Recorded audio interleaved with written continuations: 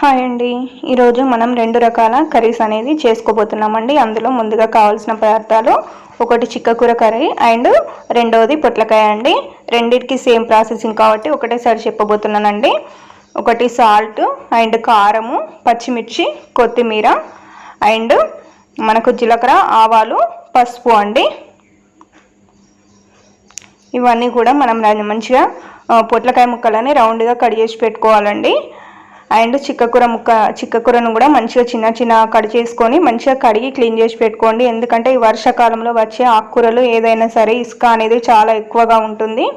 ఇసుక ఉంటే మనం తినేటప్పుడు కూడా బాగోదు అండ్ హెల్త్కి కూడా మంచిది కాదు కదండి. అలా చేసుకోండి. అండ్ ఇప్పుడు పొట్లకాయ ముక్కలను హీట్ చేసిన వాటర్లో వేసి ఒక 5 to 10 minutes పాటు మంచిగా ఉడికించుకోండి. ఇలా ఉడికించుకున్న ముక్కల తర్వాత మనము నీళ్లు మొత్తం వంపేసి పోబెట్టుకోవాలండి. ఇప్పుడు ఆ ముక్కలు ఉడికేలోపు మనం చిక్కకూర ప్రాసెసింగ్ అనేది చూసుకుందామండి. స్టవ్ ఆన్ చేసుకొని కడాయి పెట్టుకొని అందులో కొద్దిగా ఆయిల్ వేసుకున్నాను. ఇప్పుడు పచ్చిమిర్చి వేసుకుందామండి. ఈ పచ్చిమిర్చి వేసుకున్న తర్వాత కొద్దిగా ఫ్రై చేసుకోండి. ఇప్పుడు మనం జీలకర్ర, ఆవాలు అనేది వేసుకుందామండి. మనకు పిల్లలకు బాక్సులకు ఇలా వేసుకుంటే తొందరగా కంప్లీట్ అయిపోతుందండి పొట్లకాయ. అండ్ చిక్కకూర కూడా పెసరప్పుతో ఉడికించుకుంటే తొందరగా కంప్లీట్ అయిపోతుంది. పిల్లలు కూడా ఇష్టంగా తింటారు. టేస్ట్ అనేది బాగుంటుందండి. పుల్లగా కారకారంగా చిక్కకూర అనేది చాలా బాగుంటుంది. అండ్ పెరుగు అంటే దాదాపుగా చాలామందికి ఇష్టం ఉండదు. ఇలా చేసి ట్రై చేసి పెట్టండి, చాలా ఇష్టంగా తింటారు. ఆ పొట్లకాయ ముక్కలు ఉడికేలోపు మనం ఈ చిక్కకూర అనేది కంప్లీట్ చేసుకుందామండి. ఇప్పుడు కొద్దిగా పసుపును, కరివేపాకు వేసుకున్నానండి చిక్కకూరకి. ఇప్పుడు కొద్దిగా ఫ్రై చేసుకున్నాం కదండి, ఇందులో కొద్దిగా పెసరపప్పు వేసుకుందామండి.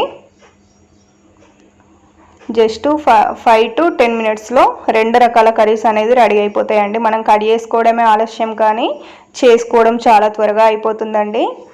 అండ్ ఇష్టంగా కూడా తినే విధంగా ఉంటుంది. టేస్ట్ అయితే చాలా బాగుంటుంది. వర్షాకాలం వేడివేడి పప్పులో మంచిగా అన్నం వేసుకొని తింటే ఎంత బాగుంటుందండి. ఇప్పుడు పెసరపప్పు 1 కప్పు వరకు వేసుకుంటున్నానండి. ఇప్పుడు దీన్ని ఒక 2 నిమిషాలు మంచిగా వేయించుకోండి పప్పును. ఇలా వేయించుకోవడం వలన ఏంది అంటే పచ్చి వాసన అనేది పోతుంది. తినేటప్పుడు పచ్చిగా రాకుండా వేయించుతాం కాబట్టి టేస్ట్ అనేది బాగా వస్తుందండి. ఎప్పుడైనా కొద్దిగా వేయించుకున్న తర్వాతనే వాటర్ అనేది పోసుకోండి. ఇప్పుడు వాటర్ పోయడానికన్నా ముందు మనము ఆకుకూర తరిగి పెట్టుకున్నాం కదండి, అదైతే వేసుకున్నామండి. ఈలోపు పొట్లకాయ ముక్కలు మంచిగా ఉడికిపోతున్నాయండి. ఇప్పుడు ఇందులో మనము చిక్కకూర ఆకులు కడిగి క్లీన్ చేసి పెట్టుకున్నాం కదండి, ఇప్పుడు ఆకులు అయితే వేసుకున్నామండి.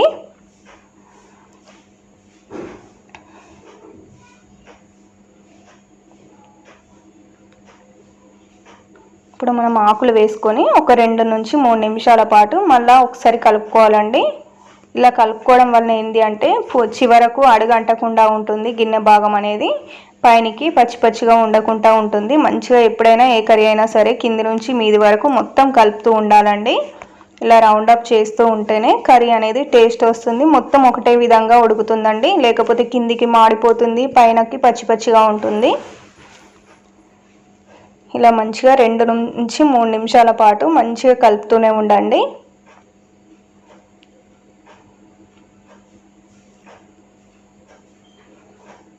ఆకుకూరలు అనేది మనకు హెల్త్కు చాలా మంచిదండి. ప్రోటీన్స్, విటమిన్స్ అనేది మంచిగా ఉంటాయండి. పప్పులో ప్రోటీన్స్ ఉంటాయి, ఆకుకూరలో విటమిన్స్ మంచిగా అందుతాయండి.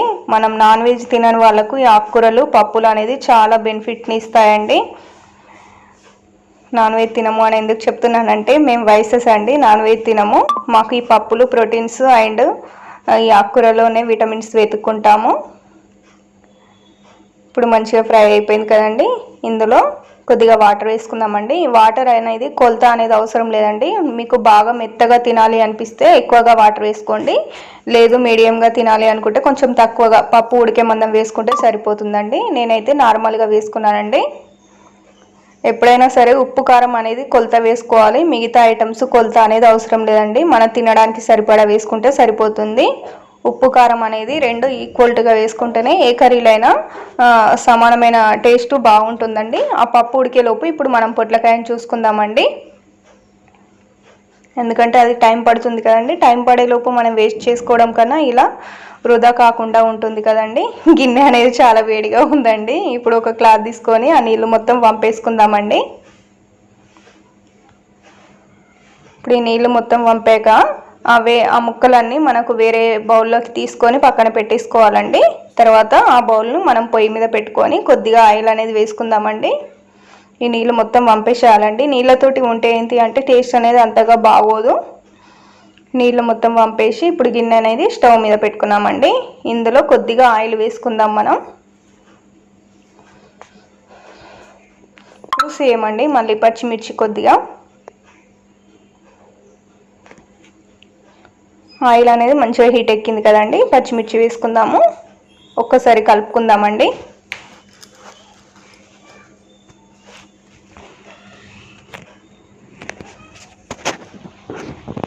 ఇప్పుడు జీలకర్ర ఆవాలు వేసుకుందాము.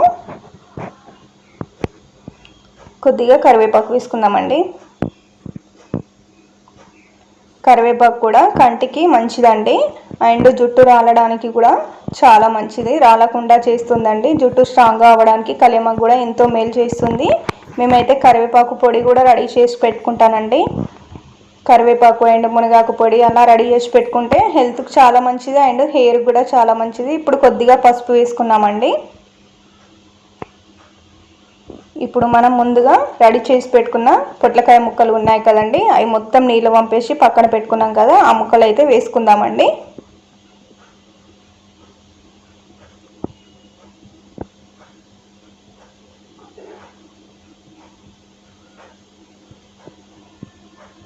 కొంచెం పచ్చిమిర్చి అనేది మంచిగా ఫ్రై అవుతూ ఉంటే తినేటప్పుడు కూడా కారకారంగా రాకుండా ఉంటుంది. నోటికి టేస్ట్ కూడా ఎప్పుడైనా బాగలేదు అనుకున్నప్పుడు పచ్చిమిర్చి కొరికినా కూడా టేస్ట్ అనేది బాగా వస్తుంది. అండ్ చిక్కకూర పప్పు కూడా నోటికి టేస్ట్ లేనప్పుడు తింటే వేసుకుంటే ఖచ్చితంగా బాగుంటుంది. అండ్ వాటర్ మొత్తం వంపేసిన పొట్లకాయ ముక్కలను అయితే మనము పొయ్యి మీద వేసుకున్నామండి. ఎంత మంచిగా ఉడికిపోయాయి చూడండి. ఇప్పుడు ఒకసారి మంచిగా కలుపుకుందామండి.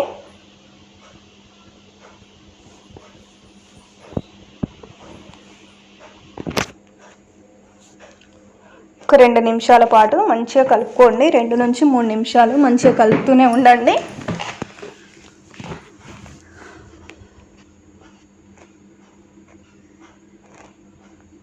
ఇప్పుడు ఒక 2 మినిట్స్ పాటు మంచిగా మూత పెట్టి ఉడికించుకుందామండి ఒక్కసారి. ఇప్పుడు ఇది మనకు మంచిగా ఉడికేలోపు అటు చిక్కకూరలో కాస్త ఉప్పు కారం అనేది వేసుకుందామండి. అది ఉడకడం కంప్లీట్ అయిపోయింది.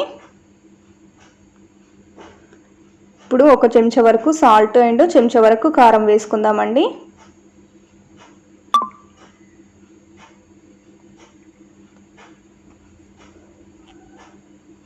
ఇంకా ఒక్కసారి కలుపుకున్న తర్వాత కస్తూరి మేతి అండ్ కొత్తిమీర వేసుకోండి. చివర్లో టేస్ట్ అనేది బాగుంటుంది.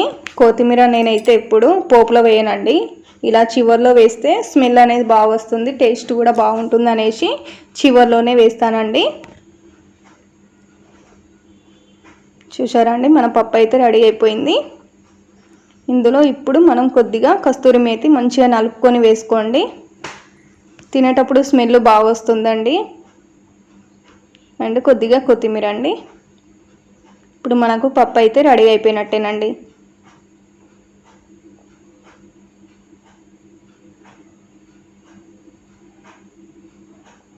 చూసారా అండి, ఈ వేడి వేడి చిక్కకూర పప్పు మనకు చపాతీలోకి కానీ పూరీలోకి కానీ రైస్లోకి కానీ చాలా చాలా బాగుంటుందండి. నోరు టేస్ట్ లేనప్పుడు తింటే కనుక నిజంగా సూపర్గా ఉంటుందండి. మళ్ళీ మళ్ళీ అస్సలు విడిచిపెట్టలేరండి. ఎంత మంచి నాన్ వెజ్ ప్రియులైనా సరే మనకి ఈ పప్పులు తింటే వారానికి ఒక్కసారైనా తింటే ప్రోటీన్స్ అనేది మంచిగా అందుతాయండి. ఇప్పుడు పప్పు అయితే మనకు మొత్తం కంప్లీట్ అయిపోయింది. ఇప్పుడు పొట్లకాయ ముక్కలు కూడా మంచిగా ఫ్రై అయిపోయాయి చూడండి. ఇందులో కూడా సేమ్ మనము సాల్ట్ అండ్ కారం వేసుకుందామండి. 1 స్పూన్ వరకు కారం వేసుకుంటున్నాను.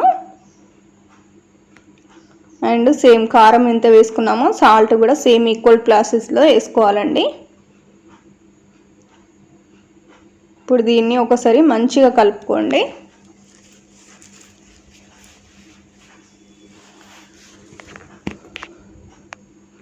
ఇలా మంచిగా కలుపుతూనే ఉండండి. ఒక 2 మినిట్స్ పాటు మంచిగా కలపండి. ఎంత మంచిగా కలిపితే అంత మంచిగా ముక్కలకు ఉప్పు కారం అనేది చాలా బాగా పడుతుంది.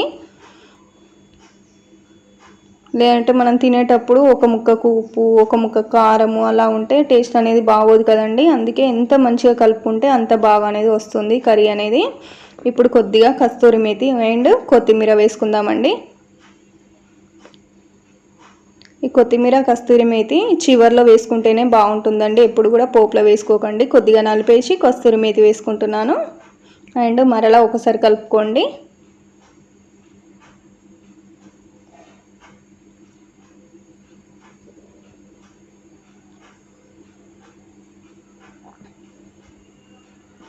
ఇలా కలుపుకున్న తర్వాత స్టవ్ ఆన్ చేసి ఒక 2 నిమిషాల పాటు చల్లారనివ్వాలండి ముక్కలని.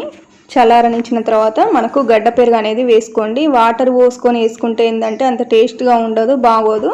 గడ్డ పెరుగు వేసుకుంటేనే బాగుంటుందండి పొట్లకాయ పెరుగు పచ్చడికి ఎప్పుడైనా.